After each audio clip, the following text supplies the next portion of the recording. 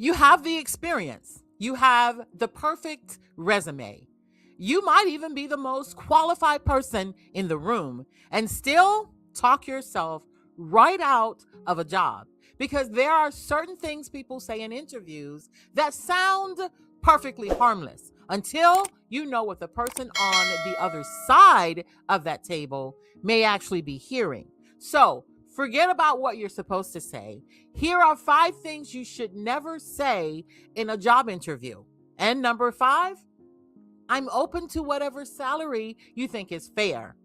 No, you're not. Because you may have just told them something you absolutely did not mean to tell them. So back to number 5, and the reason why you never say I'm open to what is fair, it's because you just inadvertently told them that you don't know your worth. Think about that. You're saying that you're open to anything or you're open to what's fair. Well, the next candidate waltzes in, knows the market, knows that the job is paying between $100,000 and $120,000, and she's talking confidently at the top of that range. Same job, similar experience, but she walked in knowing her value, and you handed it over to them. So don't be afraid to ask, what salary range has been budgeted for this position? They already have a number in mind. You need to know what that number is before you start negotiating against yourself. Now, keep in mind what we're talking about is when they bring up salary, not that salary is a precursor to the actual interview. And just like that, we're moving on to number 4. I'm a perfectionist. Oh, we've heard that one, right? They ask for your biggest weakness and you think you found the perfect little loophole. I'm a perfectionist? Really? Well, it sounds like a weakness, but secretly you're telling them how fabulous you are. Except there's one problem. They've heard that line 1,000 times. I'm a perfectionist. I work too hard. I care too much. So at that point, those answers don't make you sound impressive. They can make you sound like you came prepared with an interview answer instead of a real answer. So give them something real, something you've already learned to manage, or something like, well, I used to take on too many tasks, and I've learned when to delegate and when to ask for help.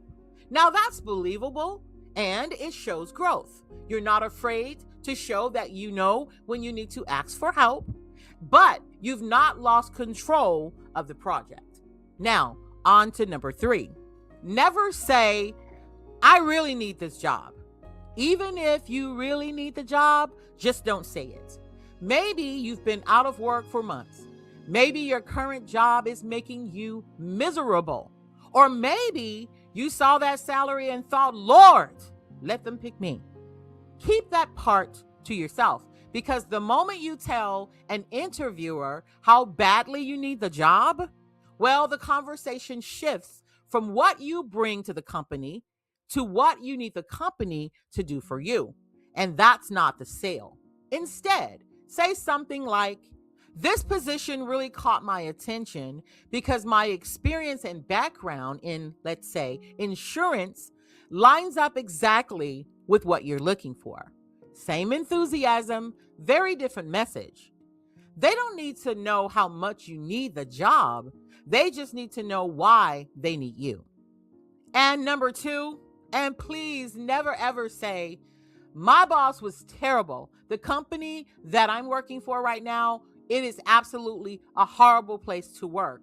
Now listen, your boss may actually be terrible. The company may suck. Maybe you're sitting in that interview thinking, if you only knew what I've been dealing with.